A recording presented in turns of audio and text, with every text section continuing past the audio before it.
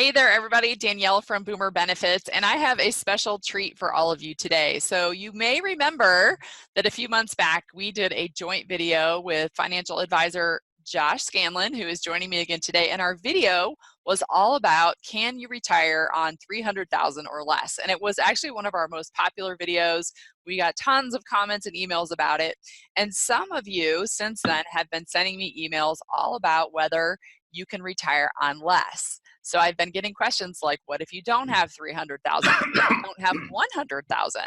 And so if you're in that boat, this is going to be an awesome video for you today, because Josh has written a book about how you can retire on Social Security, and it's full of great little hacks on how you can build your nest egg and ways that you can work with your Social Security income benefits and when you take them to maximize the amount that you're going to have to live on. So without further ado, Josh, welcome back. Thanks so much for joining us. Hey, thanks, Danielle. It's great to be back on board in this hot summer day. Yes, that's right. We're going to cool you down with some amazing tips today about your retirement. If people are watching this in December, they'd be like, man, I can't believe he's griping about the heat, because now it's freezing cold. You know what I'm saying? So yeah, that's right. Prior to the start of the video, we were just talking about, I'm in Texas, Josh is in Georgia. We're both very hot. So all you people up there chilling in Michigan or wherever you're at, I hope that you're enjoying that pre-fall cool weather, or maybe they're getting something like that, but it'll be hot here till October at least. So anyway, so Josh, yeah, I kind of mentioned about what's happening with the people emailing us. I have lots of clients here at Boomer Benefits who share with us that they live on Social Security or slightly more than that.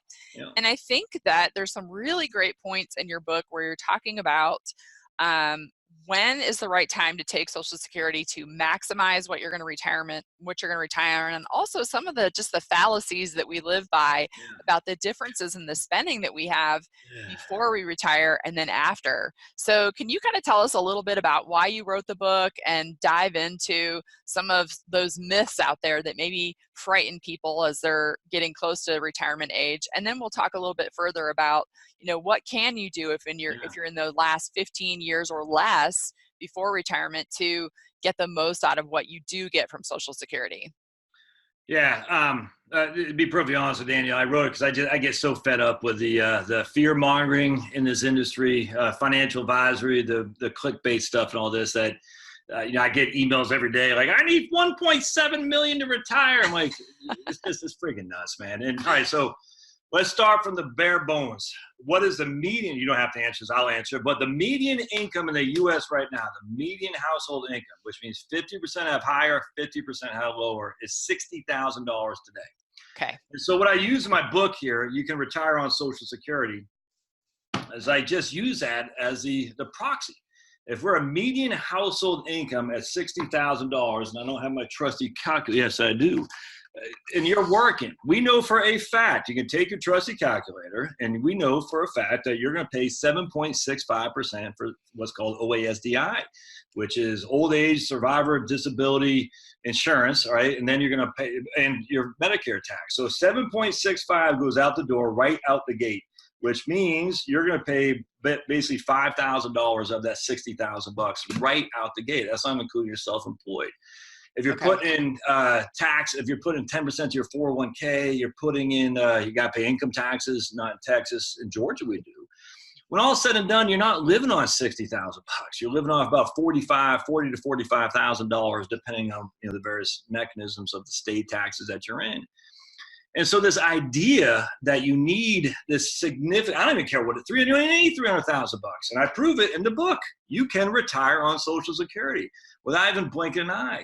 And that doesn't mean you have to take that 70. It doesn't. There are other ways to look around this too. But it just, Danielle, I cannot tell you how much it annoys me, because everyone and their mom says, look, I got 4 kids, all right? My wife just started working for stupid health insurance, but she doesn't make that much money, all right? So we're sitting there thinking, before I quit my job, I was making pretty good money at USAA. And so they're sitting there thinking, oh, Josh, you need 80% of your pre-retirement income. And I'm like, why? Why would I need 80% of that income? My 4 kids are going to be off. We're going to downsize the house. We're not going to have any mortgage. Hopefully, we'll see. But I can always use a reverse mortgage if I need. But my retirement income will be completely different from what my pre-retirement income is, because we don't have the kids, we don't have braces, we don't have bones getting crushed, we don't have school expenses. Trust me, it's a whole lot more expensive now than it used to be growing up for school. We don't have college expense. We don't have any of that. We don't need a 5-bedroom house on an acre. You know what I'm saying? We don't. We're going to downsize, live in Tennessee or something. Who knows? Where there's no state income tax, low property tax. So to look at me at 80% of my pre-retirement income is inherently stupid, because it doesn't mean anything. That person, Josh, 80% of my income now will not be that person of what I'll need once I look at retirement. It just won't. There's a guy, and I talked about my book, a guy named Larry Kotlikoff, Scott Burns, who wrote a book called Spend Till the End. They talk about consumption smoothing. And I just, for me, that changed. There's a couple things, seminal articles and books I've read, and that changed everything for me. I realized it's all been fake, smoke and mirrors. And I'm not trying to say it's conspiratorial, but do not people recognize the insanity of saying you need 80% of your pre-retirement income? Because I do that because I'm, being some fancy schmancy. I don't get it. The only thing I can get is they're either ignorant or they're fear-mongering, or maybe both. And I don't know which is worse, but it's bad. So that's the premise of my book. I spelled it out in detail. We also talked about the fallacy of medical costs causing all these bankruptcies. It's fake. I just did a blog post this morning on how the CPS, the Census Bureau, misstated retiree income by 30%. It's nuts. In fact, we were just talking about before how Social Security has been way, way overcounted for people's income, that Social Security provides 90% of 50% of the population. All this is just not true. And it's annoying to me. Well, I gathered that, and I think you had some excellent points in the book. So one of the first things I wanted to ask you about was, you mentioned that when Social Security is doing a look back at 35 years of your income, and one of the things is you should be checking your statement every year, because if they happen to miss some of your income, you definitely want them to know about that. But also there's an index factor. So when they're multiplying, what your earnings were to base what your Social Security check was being on, they're not taking the baseline of what you earned, but they're actually, is it indexing it for inflation? So the average wage index until you hit your earliest year of eligibility, which is 62. And the example I used when I was in the Army in 1989, I made like $7,000, something like that.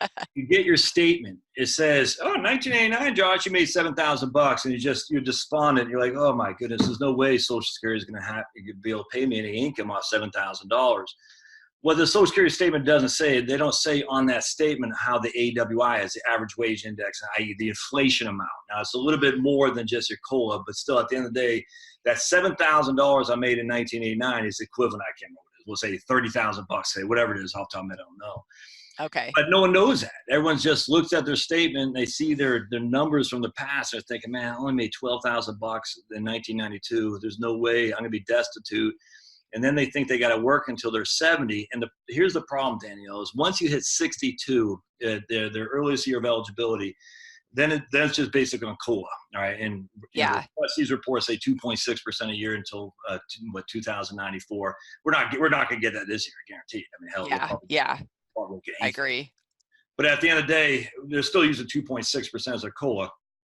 But you can even throw that in there optimistically, is fine. But do you really need to work an extra year or 5 or 10 in order to boost your Social Security benefits?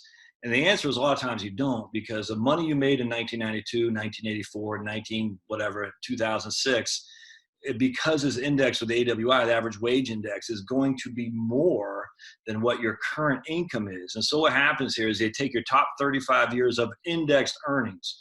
Yeah. So if you're working a few extra years thinking you're adding to your Social Security benefit, if you actually run the numbers, you'll find you probably are not. It depends on what your circumstance is. You probably are not, though. Your benefit is locked in for what it is, because your earnings this year are not replacing earnings from the past year, because it's your top 35 of indexed earnings. Yeah. If you got 42 years of earnings, 7 of those years are just lost. You pay taxes, but you're not going to benefit from it.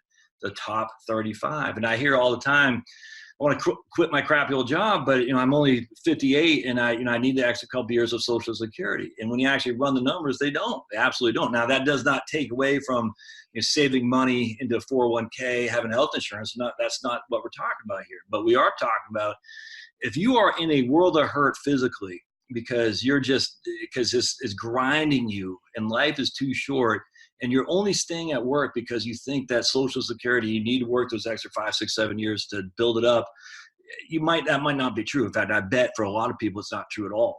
They Yeah. can move and go do something else that they enjoy and really maybe lose the weight, get rid of diabetes, just enjoy their life, because you don't want to be that 62-year-old guy having a heart attack at his desk, and that happens all the time.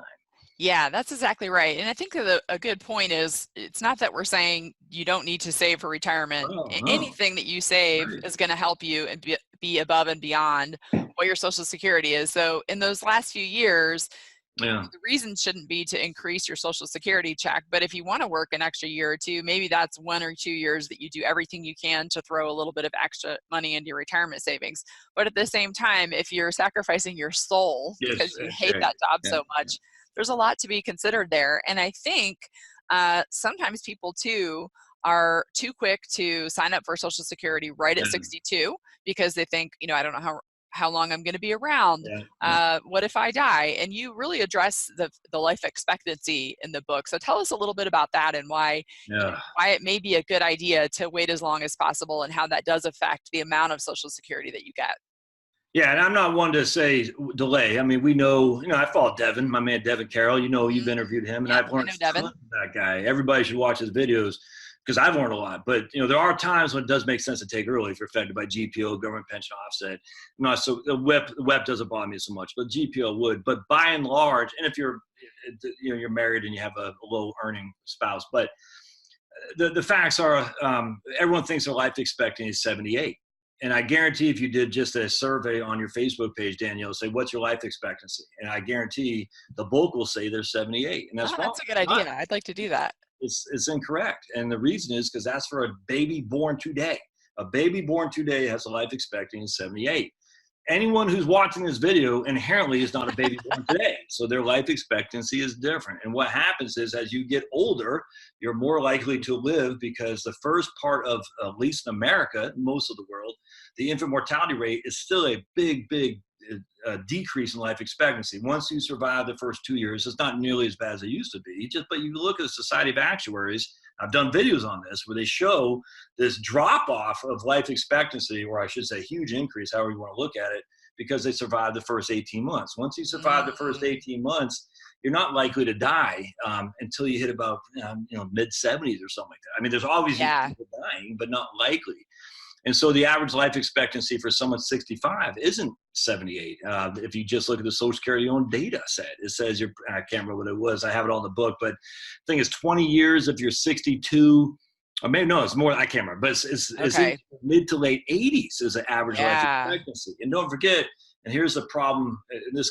I don't want to get too deep, but when you talk about group insurance versus private insurance, you're thrown in with a group. So I don't smoke, I don't drink, I'm a teetotaler. You know what I'm saying? I do get on my knees every day to say, thank you, Lord, for separating me from alcohol. But the facts are, I am conscious about my health. Most people are too, but some people aren't. I don't mean negative, like they're deliberately poisoning themselves, but there are some people who have health issues. I get that.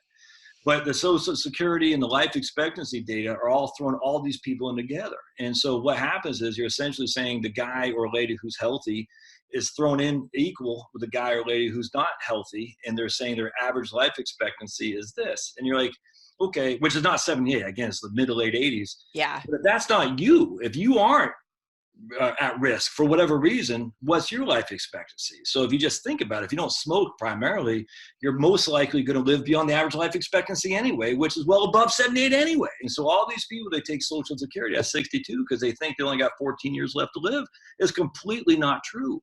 And it's Yeah. just, and unfortunately, the financial industry has allowed, and again, I don't know if it's by ignorance or by more nefarious reasons, Sinister design. Yeah.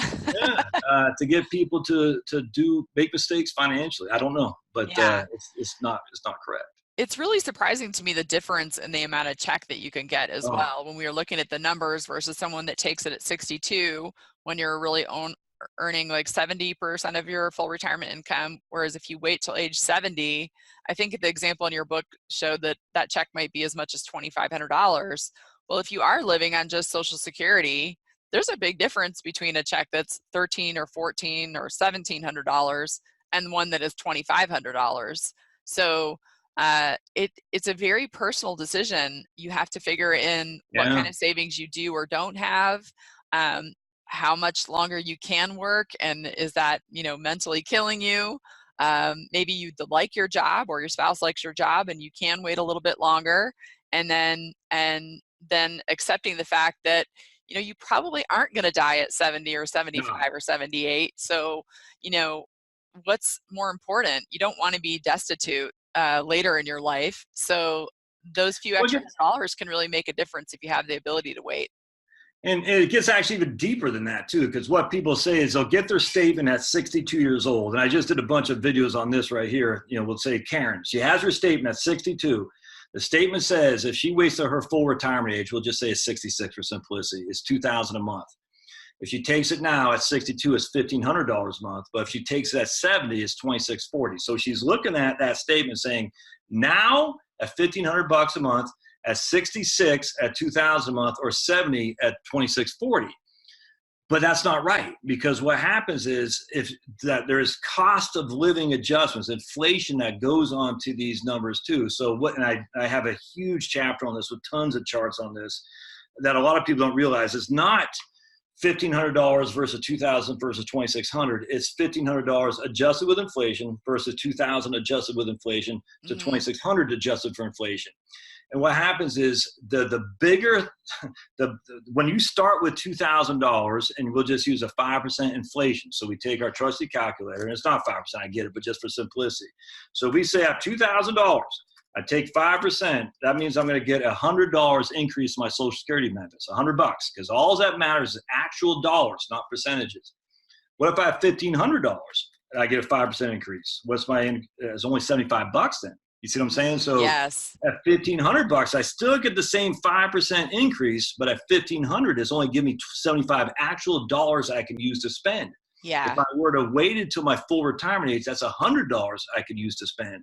And then lastly, you go to 2,640 times 1.05. That's $132. All right. So that means, again, for every year that I delay, I get 132 versus 100 versus 75. And so when you factor in those compounded month over month over year, it's nuts how much more delaying can actually pay you in dollar. All that matters, my friends, is dollars. It doesn't matter the percent. It matters the dollars. And the percent will give you more dollars the more the money is to start with. And I just think so many people screw this up. They're like, my break even is 78 if I take it at 62. And I'm like, are you factoring COLA?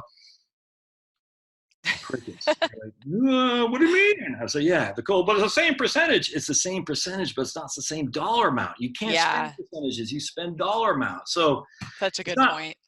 And I've been thinking, going back and forth on this a little bit between taking it at full retirement age or taking it at 70. I vacillate there. I can scratch out taking it at 62. You really shouldn't do that unless you need the money. Yeah. Or unless you're PPO, or unless you're not in good health or something, or if you're single maybe. But 60 full retirement age versus 70, I go back and forth. It depends on what your spending needs are. But but if you aim for that, if you can make it that far, you're definitely going to be in a much better position. Oh, yeah. And then when you combine that with some of the things that you had said about you don't have a commute to your job anymore, you're not paying FICA taxes. Your FICA taxes go toward your future Social Security and Medicare. We don't pay those anymore once you are on Social Security. You're not putting things in for dry cleaning. You're not going to lunch with your coworkers. You have less fuel and fewer entertainment costs. So I was mentioning to Josh before the video, I thought this was such a good point because I'm 45 and I love to go home after work and throw the ball for my dogs and have a quiet evening reading a book. And my life is so different from when I was in my 20s, when I was spending money every night going out with my friends to party girl, happy hour. And and I was, I can significantly see how as you get older, many people will just naturally spend less, and you have to factor that in. Something else I've just recently been working on for one of my clients. I have a very dear client that's been with us since almost the beginning of our agency, and she has a significant health condition for which she has expensive medications, and she is one of these people that lives on Social Security. So her income is $1,644 a month. And she was telling me that due to the cost of her medications, there were some really hard times for her in that last week before the Social Security check would come. And I said, have you checked into the local, any type of aid for you? And she's like, well, I don't qualify for Medicaid. So I spent about 2 hours on a Sunday just researching options for her here in Fort Worth. I was able to find an activity center 1 mile from her home that serves $2 hot meals Monday through Friday for seniors. So that is a bargain. Yeah. They have a little listing on their website to show you Yeah. what they're serving and what the calories are and everything. So that's a resource for her. I was able to find Yeah. another food pantry in a pretty nice area of town that was near to her that she qualifies for to go in on what they call Senior Saturdays to get help with food. And so if you did find yourself in a situation where you felt like in that last week Yeah. before the next check comes, there are resources in your community for you that can help you get along if you don't have the means. So I think you also have to remember that you aren't necessarily all alone. You've got that check, you've got some control over when you're going to take that check, so you have control over how much that check is going to be. You have control over a lot of your entertainment spending and some of the things that we mentioned that are going to cost you less. And then also there are community resources that are available for people, even if they're not, at such a low income Yeah. level, if they qualify for Medicaid, there still might be some help. And when you put all of those things together, the picture may not be as bleak as you think. And I just add too, if all your income is Social Security, you literally have no taxes due Yeah. at all whatsoever. So if you're looking at income-based assistance, you should qualify if it's based on your 1040 because there's literally no taxes. And I'll tell you, even if you have, let's say you're single, all right, so you're single, all of your income's from Social Security and you have $10,000 of an IRA distribution, we'll just use that for an example, you're still not gonna have any taxes. And the reason for that is because you have I don't want to get into provisional income rules, how Social Security works, but at the end of the day, you have a standard deduction higher than what your adjustable gross income would be, so you have zero taxes. So don't think, folks, that you don't qualify even if your Social Security is higher, because if it's based on your taxable income, you have no taxable income. I mean, just none, and that includes some IRA distributions too. And I find that to be going back to the guy with $60,000 a year who has taxes coming out, FICA coming out.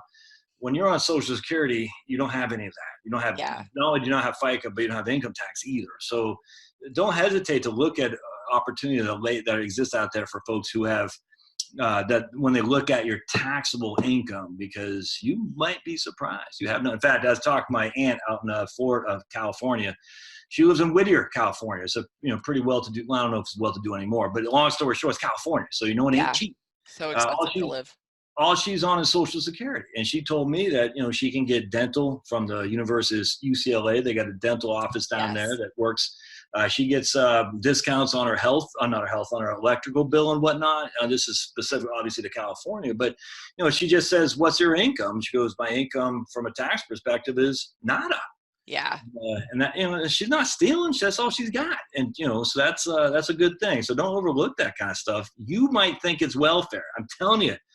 It's not. Social Security is not welfare. Social Security is your money by design, not by right, but because government can take your rights away 2 seconds flat. This is your money. You paid into it. In fact, I'd argue you paid into it more than you're going to get back in terms of the 42 years you worked of labor, but you're only getting 35 years of earnings to account for it. Yeah, good point. In the face, but this is your money. If this is all you've got, you put money in for other people to live on. So if you can qualify for some of this stuff, it's not welfare, man. It's not. This is okay for you to take advantage of. It's not okay to be sitting there where you can't eat because some stupid healthcare expense comes in. You got it. It's okay.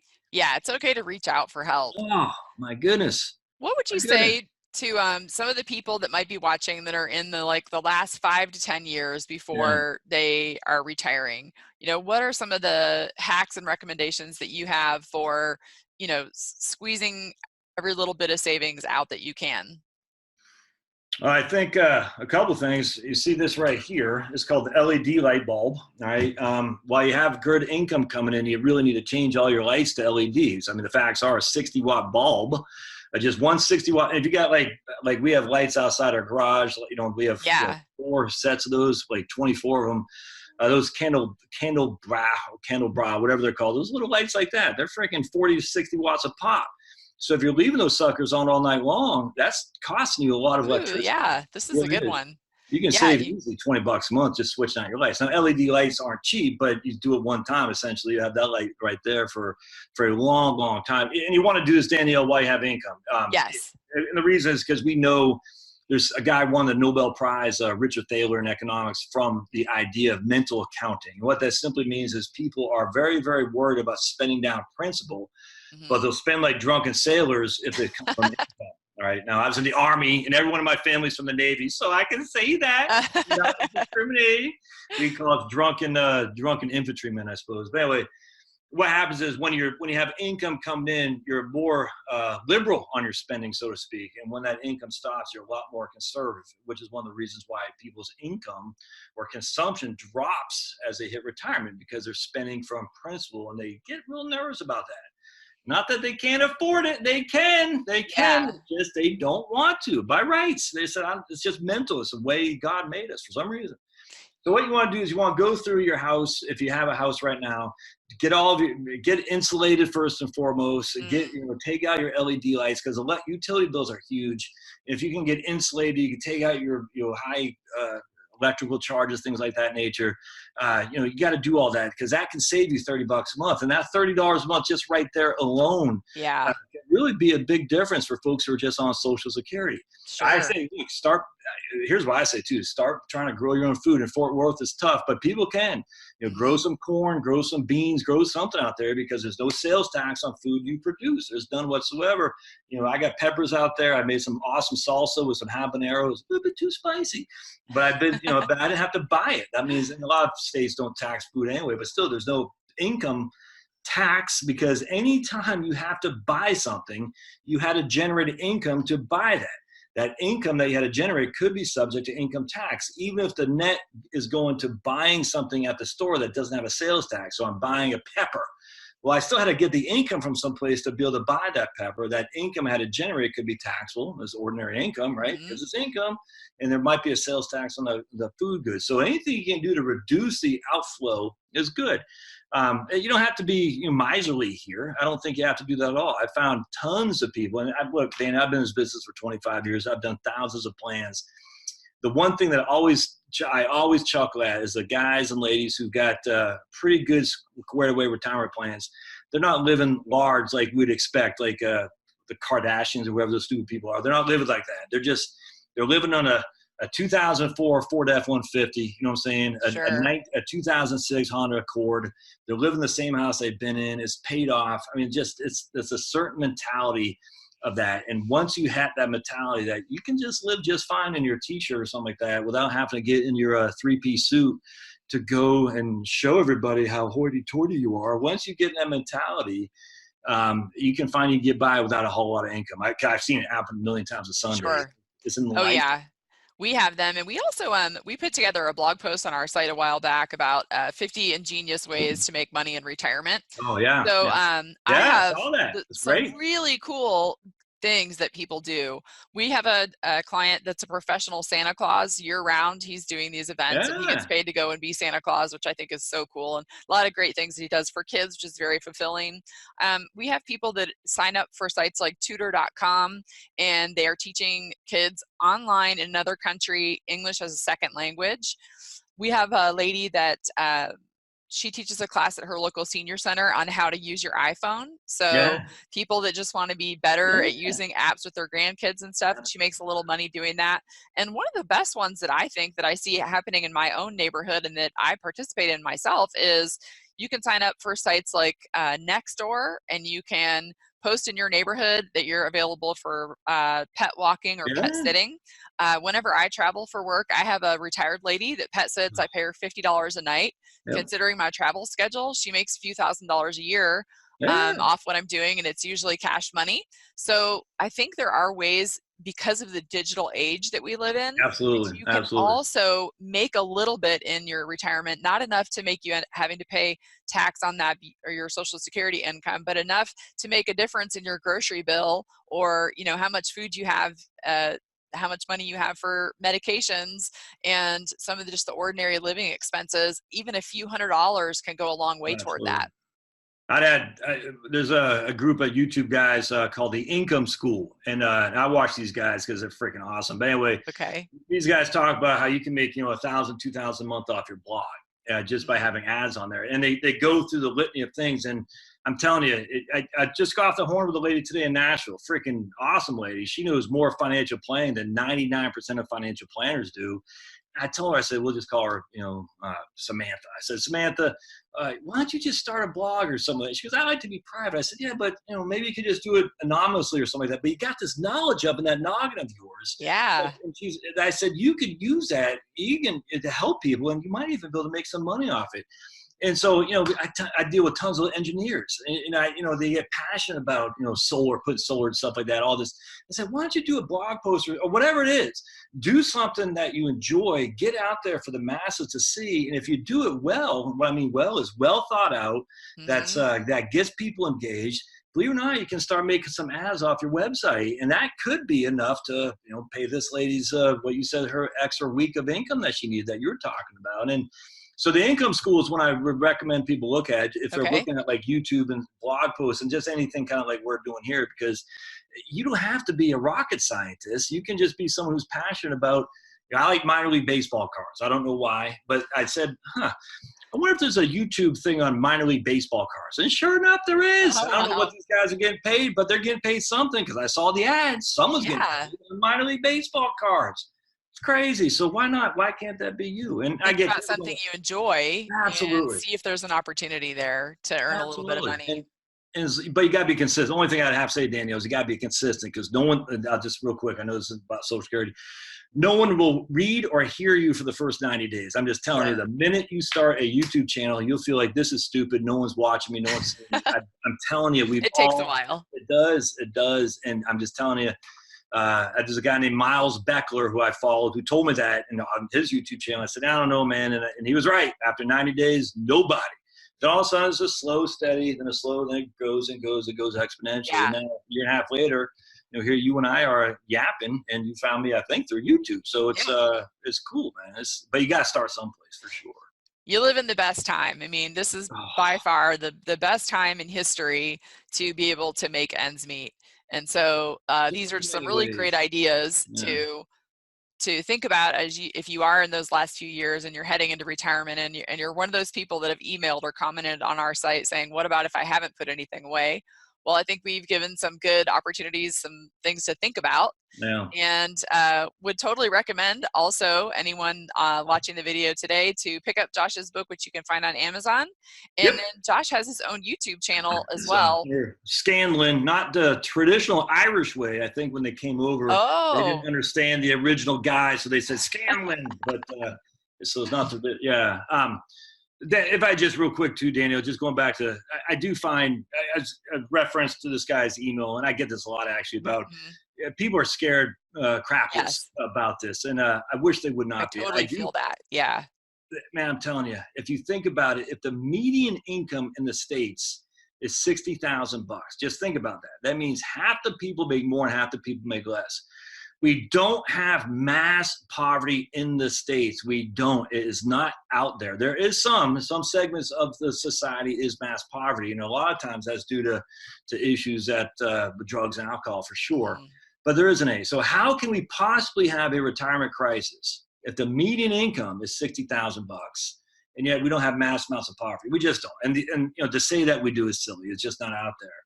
I just did a blog, I think, I can't remember if it says it more, but the Social Security Administration, when they use the Census Bureau numbers to show that 90% of, or 50, I think it's 63% of people said 90% of their income solely from Social Security. That number is wrong. It's unequivocally wrong. They've since backtracked from this.